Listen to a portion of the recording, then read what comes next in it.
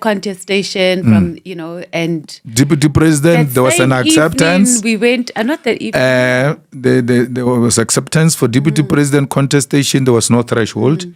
There was acceptance for Secretary General, and there was no threshold. In other organizations, when such things happen, the conference collapses. People start singing songs against each other, pointing each other with fingers. And when we finished, the results were announced. Those who were contesting and those who won. Not contesting, those who failed to contest but had intention to contest, and those who won. We all went into a social evening all together. And if you were to look at what happened at night and what happened during the day when it was a bit tense, you will be shocked. That's the political maturity within which we've handled succession in the EFF. From the first NPA. I mean, some of the people who are leading the EFF today were amongst the people who were burning EFF t-shirts at the first NPA. Mampuru.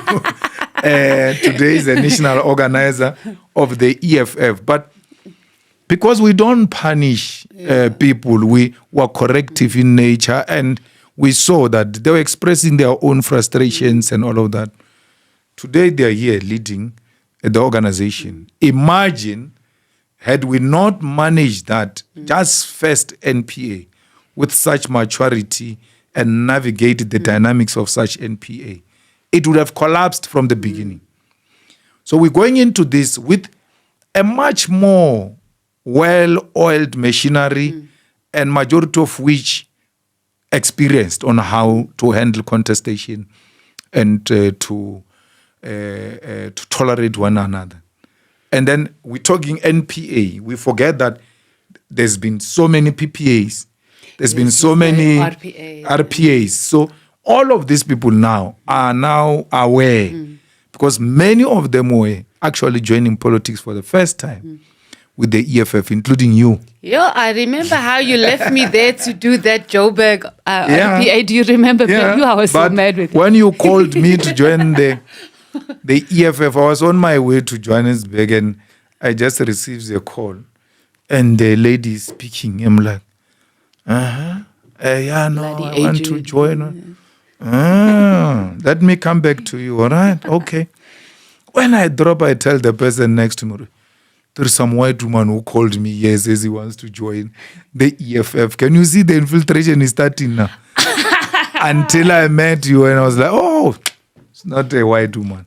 So from that to now, we don't get in a shocked manner. We are going through a particular period as the organization where the organization cleans itself, renews itself, and there's nothing you can do about it. And we want, in one of the political overviews, that it is going to be there's going to be a period of madness where people act in a crazy way and you're all like shocked.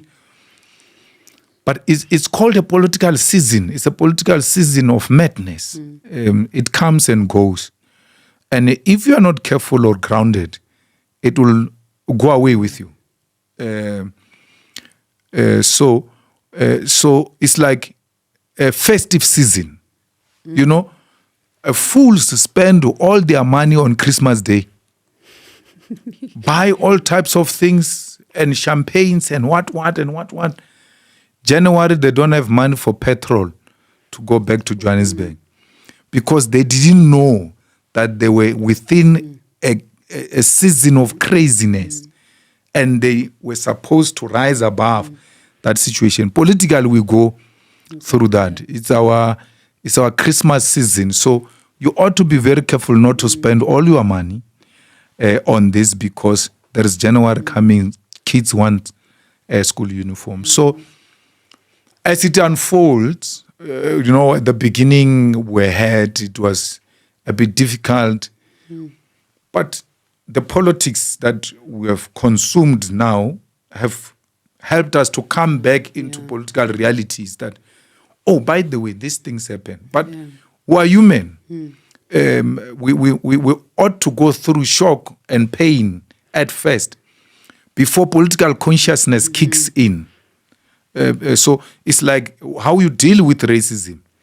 If a white man was to walk in here, all of us in this room, our body language is going to change, that the real person has walked in. Until your consciousness comes back, man, what do you want? Can we help you? Because we're brought up to think. So we need leadership that is alive to those things. So, and we need a membership that is equal to the task. Not a membership that every time that which the leadership has warned about and prepared us happens, we become extremely shocked, like we've never been warned about that. Like we have said to the membership of the EFF, we coexist with them. They are amongst us, and we're not going to do anything to them, even when we know they will on their own leave. As that happens, you forgot all of that speech we have given. You remember the moment now. So, to engage in a revolution is the most difficult task. And it depends on longevity. The success of the revolution depends on how long are you going to sustain this thing. Because you must not suffer from political masturbation. And you think revolution is like masturbation. It's coming. You're even doing hand movements, yes, President. there is no You're going to write and the revolution. No, you don't edit nothing. The revolution is never like that. To rate it. No, you can rate it, but but joking. The revolution is not. You have to work, and you have to go through this. I ask all the time, had we not had Nelson Mandela agreed to the conditions which were given to him when he arrived in Robben Island, we wouldn't be where we are. Because they said to him, we can release you. The only thing that you have to do is to denounce the revolution. O.R. Tambo, in exile, can't live a normal life. The whole successful black lawyer throw away his career for us to be where we are. He never said in 10 years, in 20 years, in 30 years, if this thing doesn't happen, I'm throwing it away. No, he stayed the course. And here we are. Winnie Mandela, the woman that fought and kept the fires burning when our leaders were in prison, when our leaders were in exile, when our leaders were underground.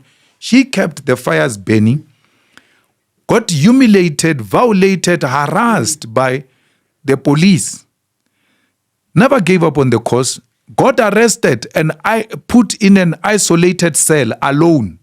She tells you a story that to a point where she was starting to explain to the ants, because the only thing that was moving in her cell was ants. She started talking to the ants.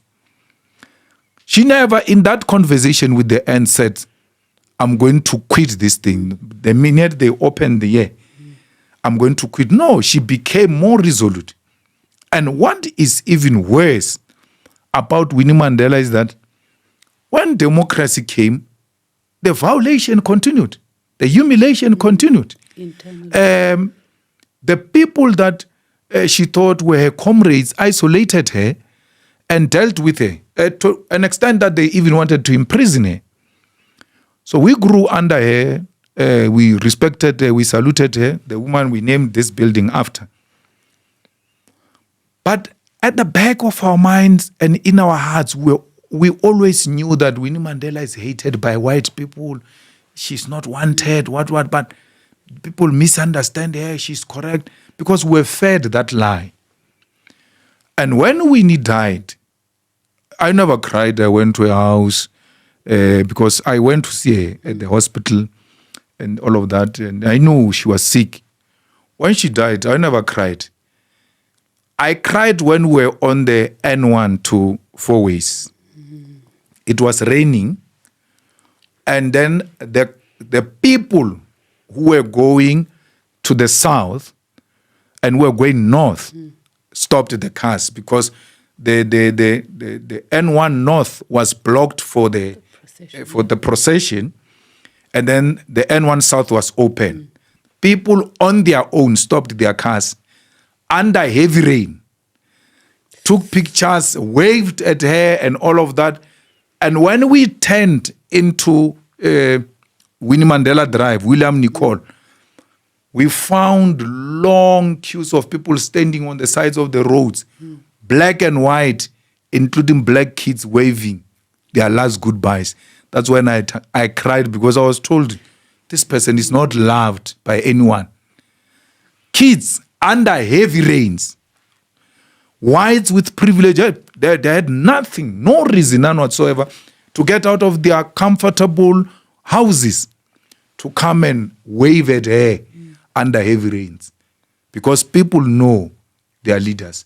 Yeah. Had Winnie given up on the struggle, wouldn't be where we are. You, the young women who look up to her, who say we have multiplied, you will not have seen the need to join the struggle. Actually, they would have used her to scare you guys. And it's not only her, there are many women like that. I mean, I was watching one interview of Thandi Modise, and the interviewer just missed an opportunity to ask her about her prison life. She gave birth in prison. How do you have Thandi Modise in an interview and you miss an opportunity to say to her, explain to this young women and young people of South Africa as to what did women go through in the struggle, in prison, in exile? She gave birth.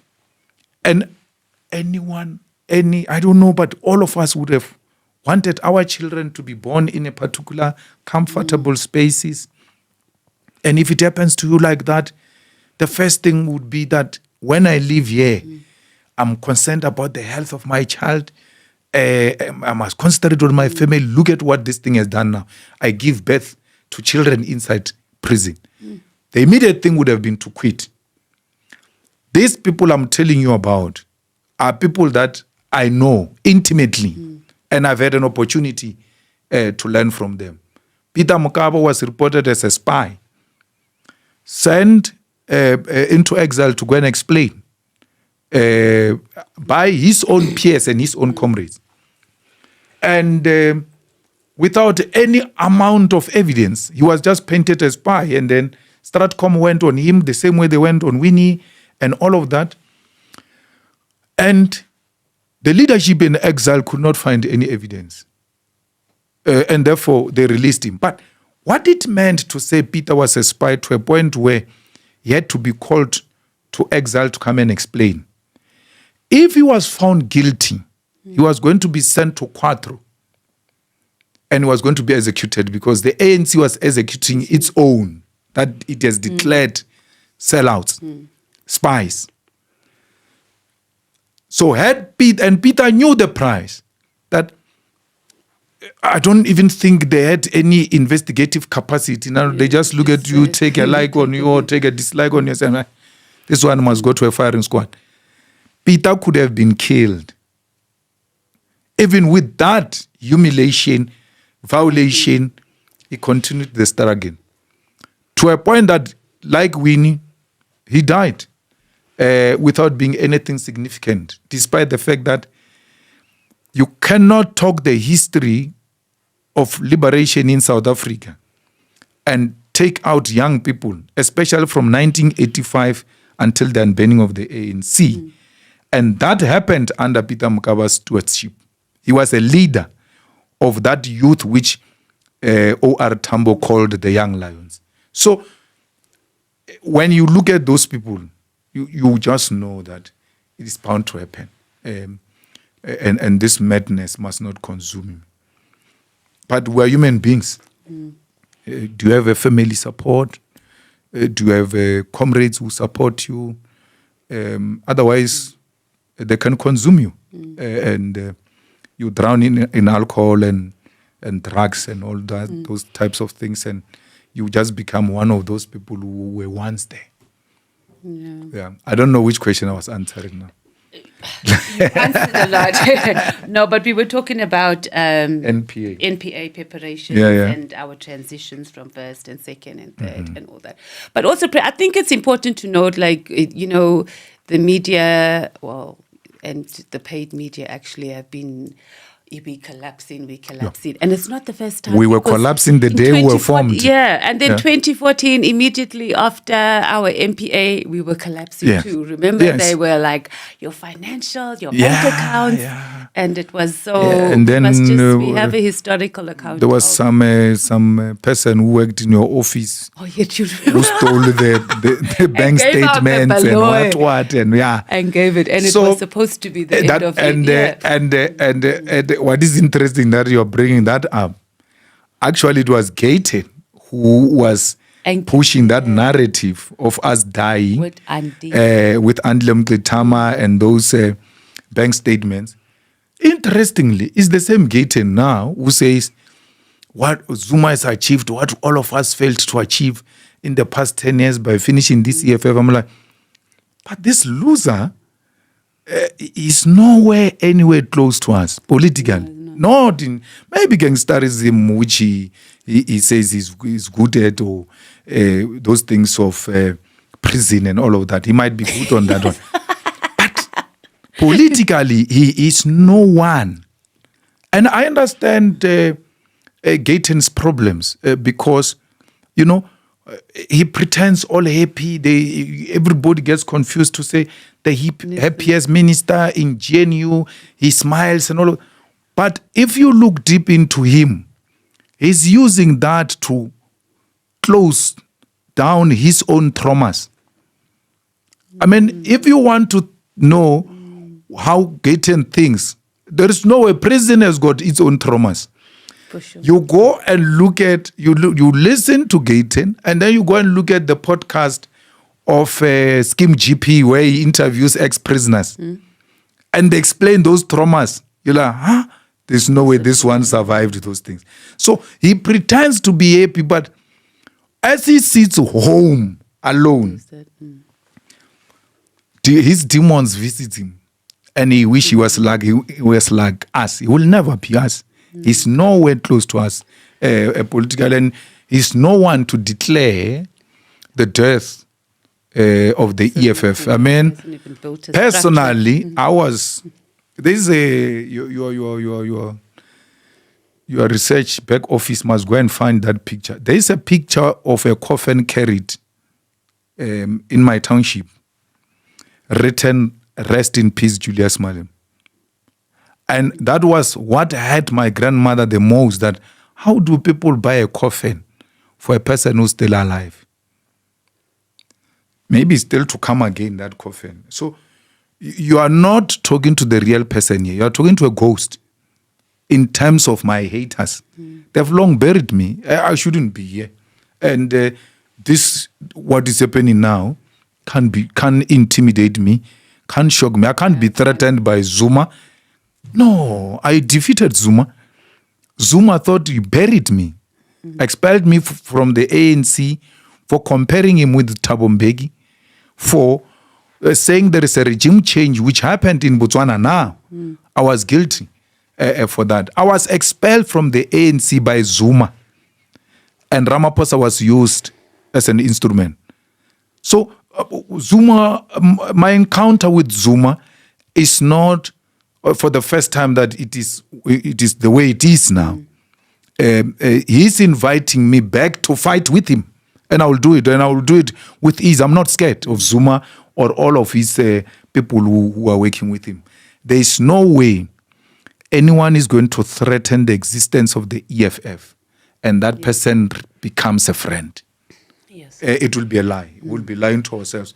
People keep on stepping you at the back, and then when they meet you in public, they want to be smiling and all of that. No. Keep your distance. Let's just know we are not together. Let's do our own separate things, and let's build our own organizations. We wish everyone well. Let them go and do whatever they want to do. Many of them are known for laziness anyway.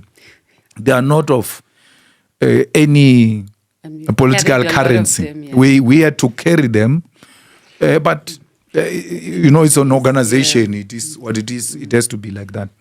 And what is very unfortunate, this thing is staggered. So, because if it's done at the same time, it will not be newsworthy. It will be that week and it's done. So it's done every week. so I've got a list. I just told you before we started. There's another one next week. You will see for yourself.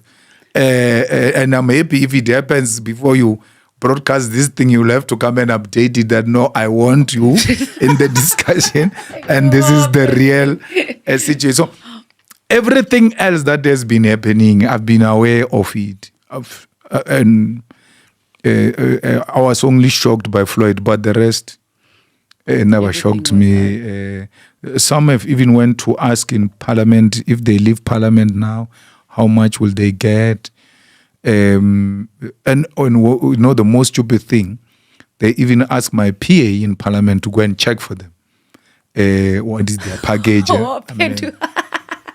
They tell Pendu, go and check. So as they come here, see, I'm just looking at them, you're waiting to cash out my guy. I remember I called you once because I was traumatized. I'm like, so how does this president sift through all because you're going to get misinformation, people will also just peddle stuff, and then I go crazy. So you don't,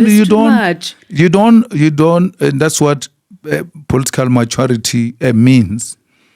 You don't go on a witch hunt. Yeah, that's no. But you ought to be very careful who you assign which responsibility, so that you don't set yourself up for failure, but know them for who they are. And my son is 18 now, so we argue a lot. I always tell him, look, this one is going to go this way. And then he will be the first one to wake up in the morning. Hey, you were correct, so and so is gone. What? So I know them. But I will never leave my glass empty. My glass with them and say, I'm going to take a phone call or go to a bathroom and leave a glass with them. No, I can't.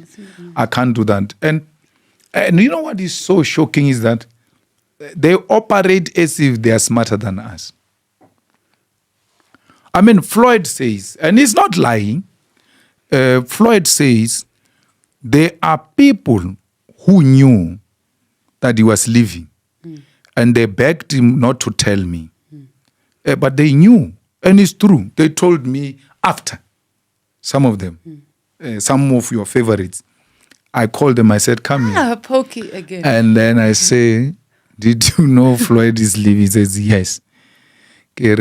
For how long did you know? He says, no, it's 2 weeks now. So why didn't you tell me? No, I didn't see a need to tell you.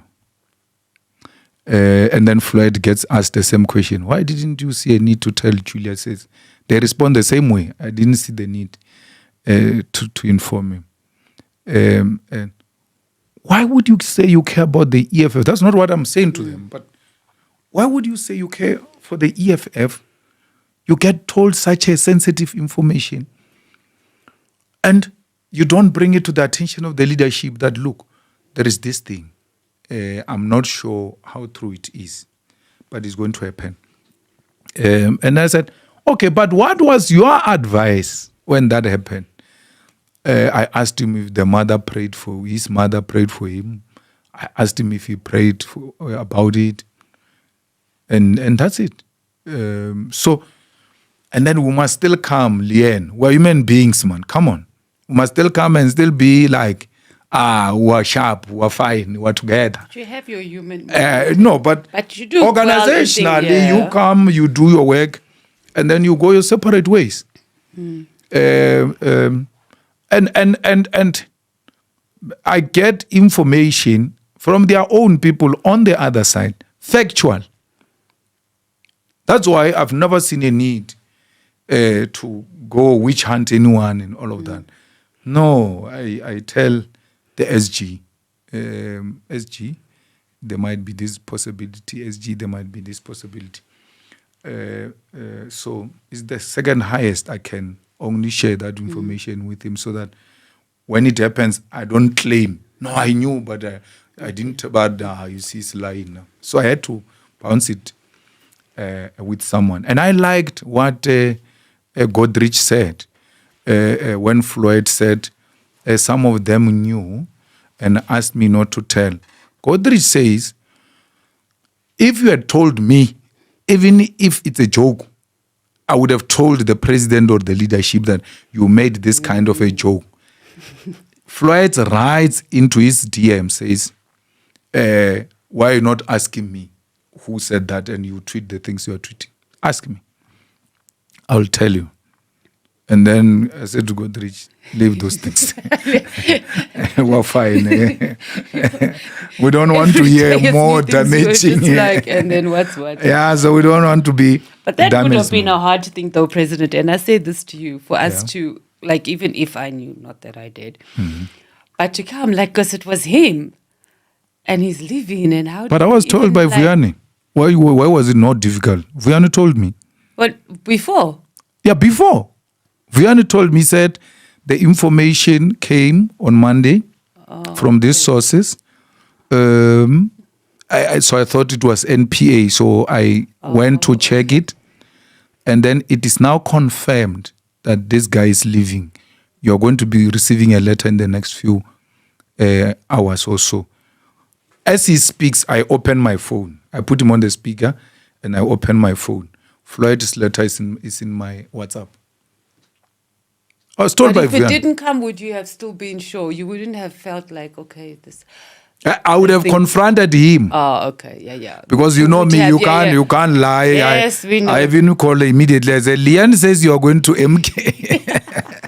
You even called me and asked me if I was crying there in the meeting. Yeah, I asked you because Fred says there were people who were crying. So I don't know who was crying. And I'm the cry baby. Yeah. I was suspect number one. Okay, please, let's just finish. Are there any amendments that you are going to raise that you'd like amended in the Constitution? Or do you think that we should amend? I've seen a lot in the constitutional, in the organizational redesign. But the one that I feel strong about is the one of regions. I don't see the need for regions because the regional leadership just carries its weight around. But it doesn't have the immediate constituency or a responsibility to deal with. And most of these people who are called regional chair, regional one, are actually not known for their political activism where they come from, in their sub-regions and all of that. They are just good lobbyists who move from their sub-region to lobby other sub-regions which don't know them and their behavior. Then they come and call themselves a region and elect a factionalist of note to be a regional leader. So why not just bring everything into sub-region? Because if you say, or a zone, if you say Polokwane sub-region, we know each other. We know each other. We know the Mangwen cluster, Muleji cluster, Sesheo cluster, Matala cluster, and all of. We know each other. We're here. Our local dynamics are almost the same. There's no water in Polokwane. We all don't have water in Polokwane. And when we fight for water, we know who are the people here who are leading us to fight for water and all kinds of things. So we inherited the ANC structure as is and did not make amendments and take what worked for the ANC and what did not work for the ANC. So I think the sub-regions will be more effective because they will have direct contact. Of course, from the provincial command team, there will be people who are assigned to a particular region to look after all those sub-regions there. But this thing of just moving around thinking you're going to be a mayor, you're going to be a councillor. Your metros are going to fight yeah, it's good, but let them bring it on. Because even in the metros, we've got zones. Yeah, we do. So we will operate through zones. And if you are a good leader, it doesn't matter whether you are region or province or anything. We can do that. You can always be a leader.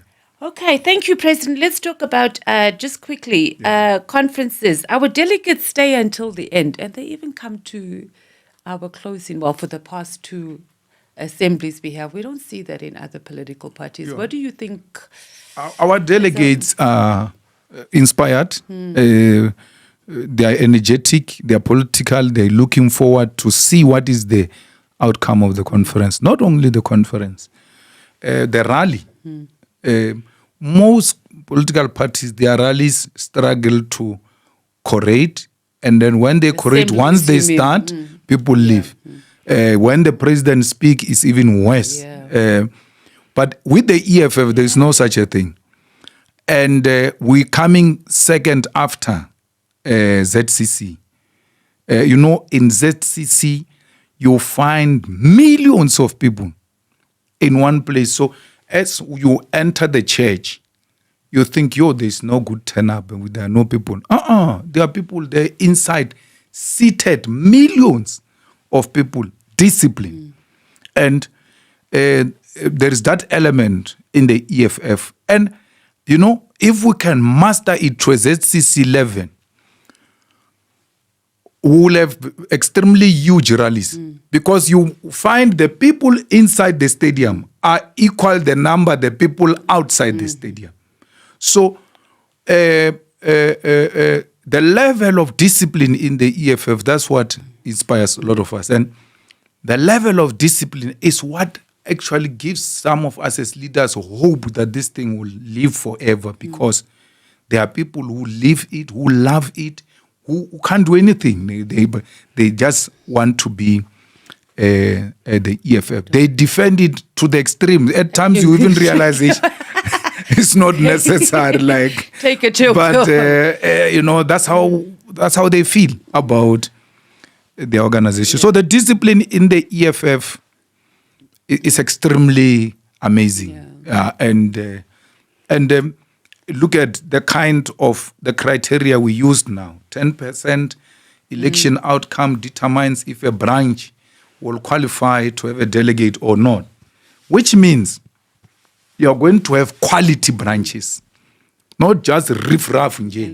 No, quality branches that come from the hard-working membership of the organization. And you can't be hard-working and produce a mediocre delegate who's going to embarrass you at the NPA. Okay, in closing, let's talk about unity. What? Unity. Yeah. And how they are, they're saying leftist political parties must unite and they must be together. Talk to us about that, President. We agree. We agree. And who must? All the left forces must come together. All the progressive forces must come together. But it must not be done in a criminalized manner, in a syndicate manner, as if it's an operation. You know what I like about Dali is that there was a meeting of the opposition parties which was called by Zuma. And I said, I'm not going. So I asked Floyd and Marshall to attend the SG. They went and Dali was there. Dali went to make a presentation of a paper in that first meeting where he said the EFF must close down with the other parties and then form something under Zuma's leadership. I mean, things happen the way they happen. I mean, Floyd and Marshall, you know him, he's just there and he speaks when it is necessary. But Floyd is the one who was leading the discussion. Who said, no ways, it's not going to happen, and all of that. And then he comes back extremely shocked that Dali is not only proposing it, he has written it down. He has had time to think about it and wrote it down. So I said, no. So then we agreed that we must meet, all parties must go consult their leadership, blah, blah. What is our position? I said, but that's madness. We can't do that. We closed the EFF to Zuma. Not 1 year. It was not even formed at that time. To what? Like, to do what? I don't understand that. Then perhaps Dali realizes they are not doing a good job. He comes himself to me when they were all there as the officials in the 5th floor. He says, no, he wants to see me. I said, no, sharp, come. But I knew what he was going to tell me. So I brought Floyd and I brought Marshall into the meeting. And then he said that. He says, so I told him, no, it's not going to happen. I don't agree with that. And there's no EFF that is going to close shop. In his skillful way, him said, okay, plus we are late now in the elections. Maybe after the elections, we can engage about it again. I said, no problem. And then, again, Floyd and Marshall went back to the meeting to give their party structures a position. They came back and said to me, the president of ATM, Zungula, said, of all of us here, parties, the only party with a national footprint, which is properly established with machinery, is the EFF. Let's collapse this thing.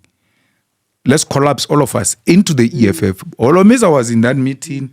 That president of the PAC was there. I don't know if Carl Neos was there or what. They were all there. I still refuse. I said, I'm not going. I'm not part. I don't agree with that. And then that's what they said. Zungula is the one who said, actually, the EFF is the way. Then Zuma responded and said, no. Can you imagine an old person voting for EFF? These old people will never agree to vote for the EFF. And he told them the footprint of how if we come together, we're going to get the votes from where and all of that. And then after the second meeting, we came back. Then they say, no, Zuma wants to see me. 4 eyes. I said, no problem, I'll go. Dali says he's going to come, but I already know what Dali is up to. So I bring Vuyani. I said, Vuyani, let's go together. No, when we entered the meeting, President Zuma asked me to stay in the meeting with him. And then Dali and some other chubby guy, I can't remember what was his name, but he came from President Zuma's side, and Vuyani asked them to excuse us so that we can have a discussion. So I remained with President Zuma. He started making that presentation and all of that. But Floyd told me that in the first meeting, Zuma addressed them for 3 hours. In the second meeting, it was relatively better. He addressed them for 2 hours. So I said, how do you allow that? They say, hey, we're thinking maybe General will stop him or something.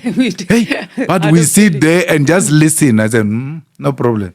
So when they said he wants to see me, 10, 15 minutes into the discussion, I interjected him because at the back of my mind was like you're not going to address me for 2 hours. It's not going to happen. Not 3 hours. I said, no, Baba, but I was thinking, you endorse the EFF. And then after endorsing the EFF, we'll have a proper discussion because we are now late, just on the eve of the elections. And then we can talk about what are the issues that you want us to take up in the immediate and all of that. And then he said, well, it's too late because I'm launching a party on the 16th of December. And I think we're like 2 weeks, 3 weeks before that. Hard luck. But let's take up this discussion after the elections. The meeting ended. If it took long, it's 20 minutes. We're done. And then we opened the door for those guys to come back. They were all like, so quick. I was like, no, we know what we want. Because it was not going to happen. I don't regret our position that which we took against President Zuma at the time. And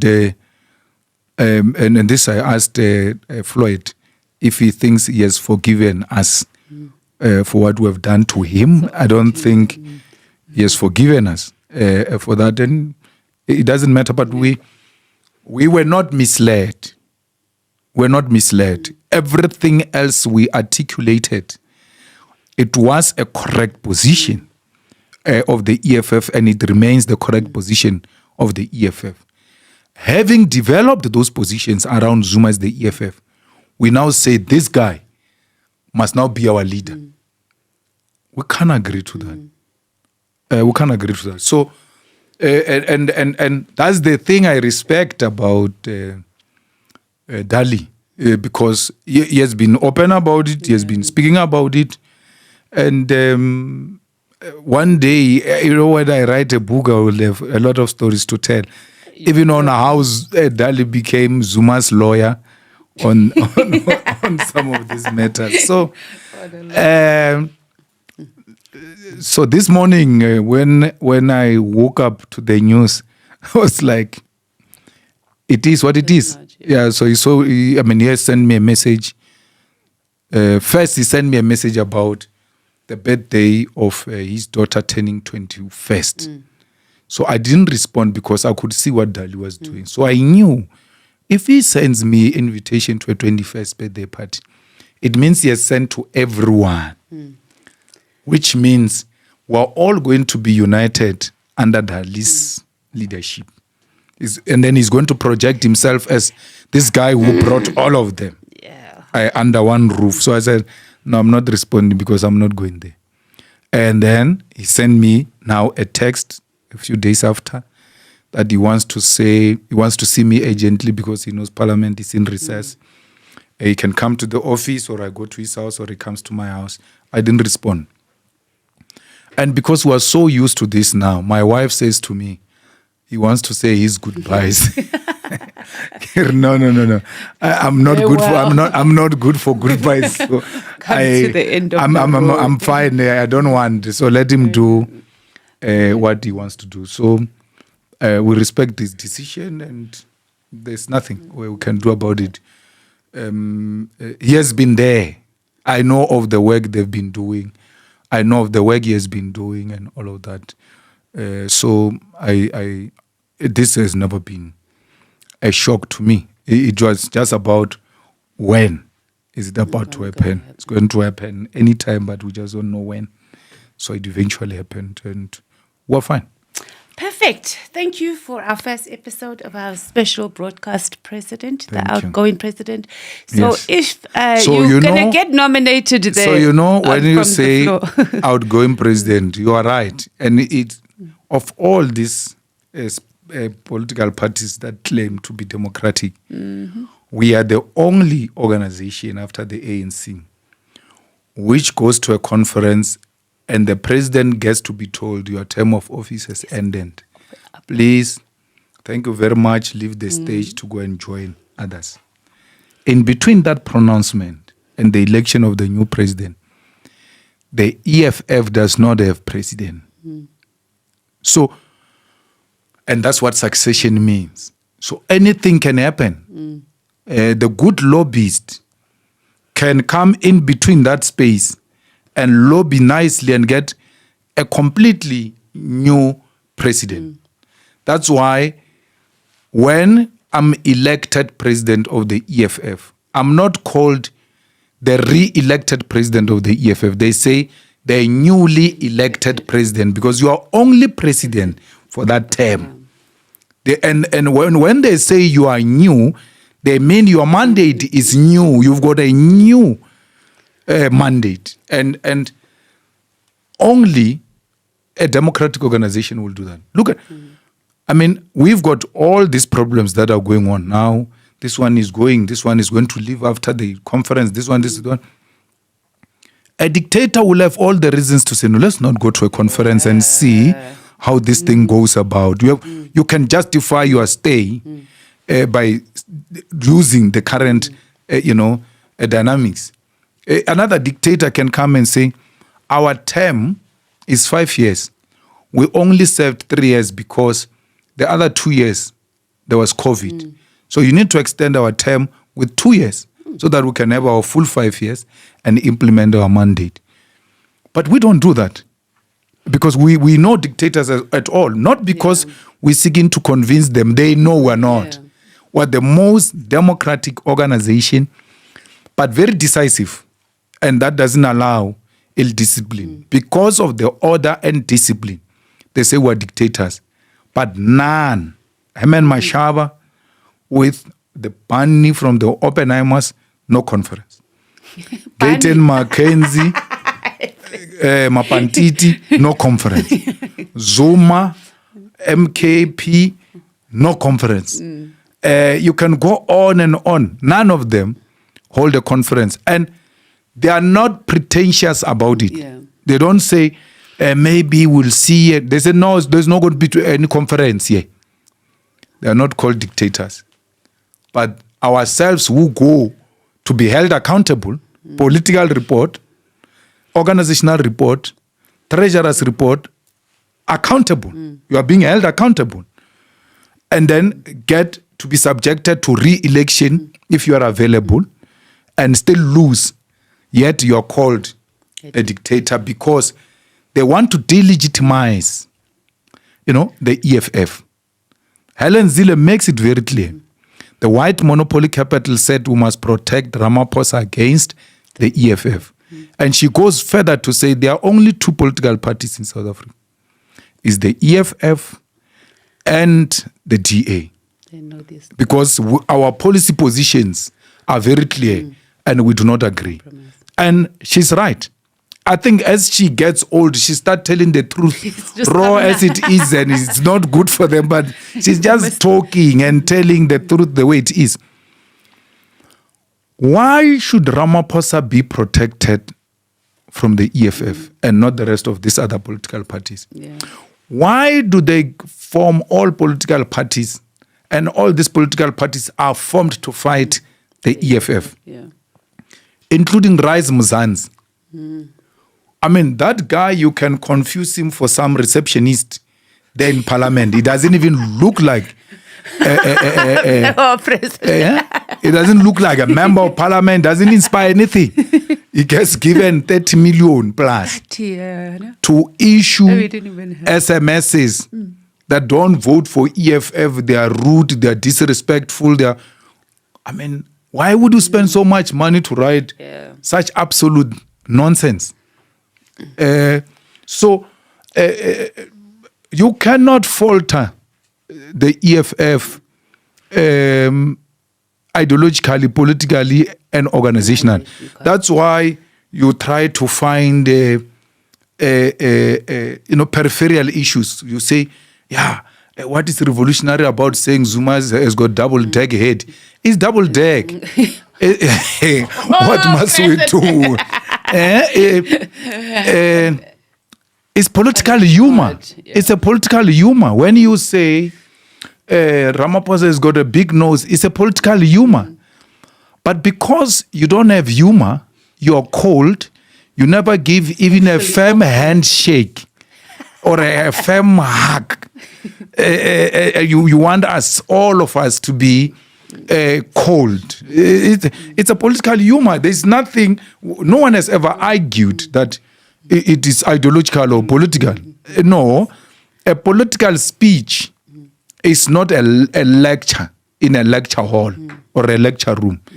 It has to keep people alive and people continue to eat from your hand.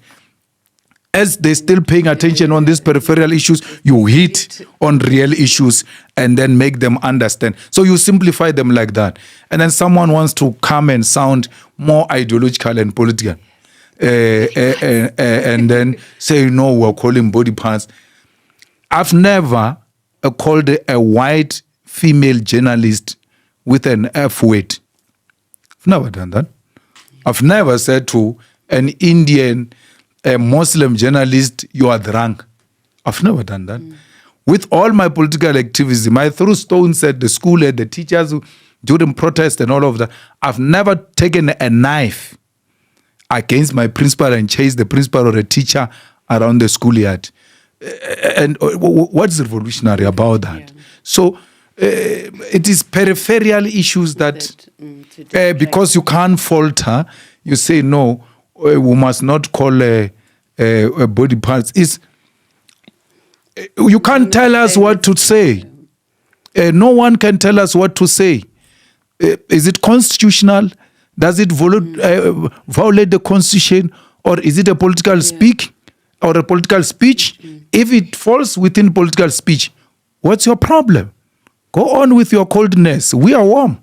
We make things happen. On that note, are you available? Yes, if I'm nominated in that conference, I will accept nomination. For which position? I don't know. They will nominate me for which position. I will accept that position. Okay. But even if they don't elect me, I've served. I'll continue to be a member of the EFF. I'll go back to my farm and do farming, which I'm doing now as a student part-time. I'll do it full-time then. Oh, I didn't know. Not a student as in I thought you there registered. No.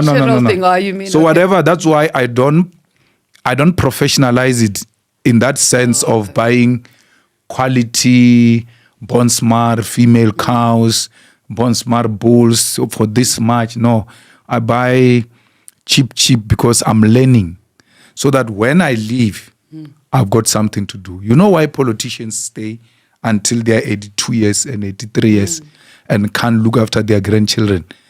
It's because they don't know what to do after politics. When you ask them to leave, they ask you an honest question. Where must I go? What am I going to do after this? So I don't want to have that problem. That's why small, I'm learning, so that by the time you comrades say it's time to go, I know where I'm going. So, and another mistake we make, not you, mistake we make, is that you get a pension payout when you leave, and you start farming with your pension money, which means you start learning farming with your pension money. By the time you perfect farming, the money is gone. Because how do you start with your pension money? The pension money is not for that. You must learn it now, gradually as it goes, and then over a period of time, when you go on pension, you know I'm a G on this subject. I can pay attention on this issue. So I do that because I'm not going to die EFF president. The young ones are coming to take it over. And it will be, it's so exciting, watching Naledi, watching Sitle, watching our councillor there in Mpumalanga, Mafia.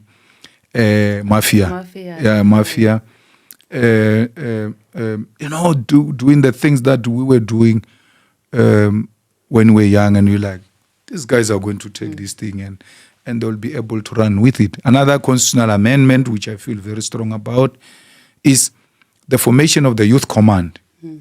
And the formation of the Youth Command does not mean the collapse of the Student Command. It means the Student Command structures collapse into the Youth Command, and we continue as is. The same way the ANC Youth League does it, because I find that to be the most workable way of doing things, so that you don't have the two organizations of young people competing for a space. They need to be organized in the village, in the township, in the suburb, in the schools, in the workplace, everywhere else where they are found. And these young people that we look up to now, they can carry this thing.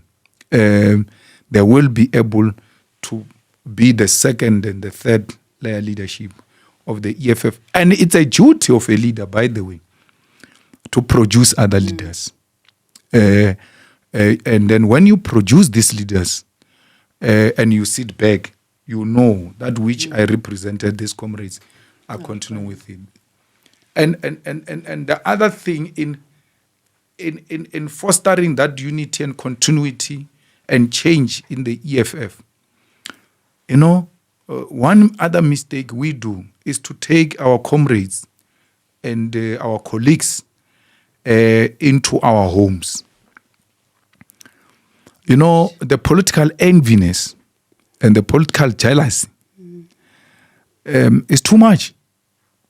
And it's one of the things that leads into, divisions. A person just start, being angry at you and not wanting you. You didn't do anything. You took them to your home. Yeah. There is a guy called Bruno Mtolo who hated Mandela and Sisulu and turned against them in prison because he went to their homes and said, these guys live like English men. The way they dress, their homes and this and that. So, uncle of Vuyani passes on, and one of the commissars, some commissars go there. And one of them, unwittingly, unaware, Vuyani's uncle, they stay in the township, the Deep Kloof, the blacks, people there in Deep Kloof, they're proper people in proper houses. Vuyani doesn't stay there. Vuyani's home is a different home. Yeah. Those comrades see Vuyani's uncle's home and say, people are living, eh? Look at that. And then he gets hated from that. Just because. I think one of the advices I will give you, let's keep it professional. Let's not expose each other to our homes because these people are not wishing you well. They wish they were you, and they can have everything they want to have under the sun, but they decided to be defocused and do their own things, and you focus. Same time, same hours with them, and you achieve more because you are focused and they are not focused. Then they use that to attack you. And when you embrace them, bring them into your home, bring them into your lives, and say, these are your brothers, and then they step you at the back, you must not use that to judge on others. But you must just know that you ought to be very careful around who you bring into your life and who you bring into your homes. It doesn't matter. You can share the same political perspective. We have only one home where we can meet. That's Winnie Mandela's headquarters. That's where we can meet.